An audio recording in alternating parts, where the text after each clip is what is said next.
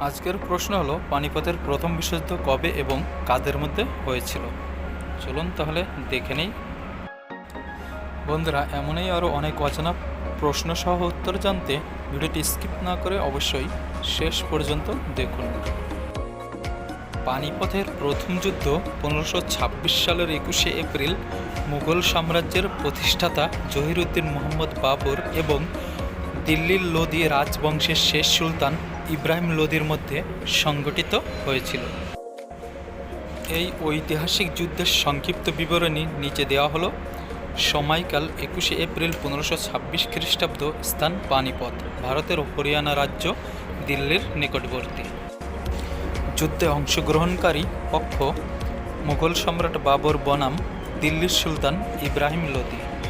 যুদ্ধের ফলাফল: যুদ্ধে বাবর জয়লাভ করেন এবং ইব্রাহিম লোদি নিহত হন। এর মাধ্যমে ভারতে লোদি বংশের শাসনের অবসান ঘটে এবং মুঘল সাম্রাজ্যের ভিত্তি প্রতিষ্ঠিত হয়। আমাদের জিকে কোশ্চেন চ্যানেলের সম্পূর্ণ ভিডিওটি দেখার জন্য আপনাকে অসংখ্য ধন্যবাদ। তো আবারও আসছি পরবর্তী ভিডিও নিয়ে।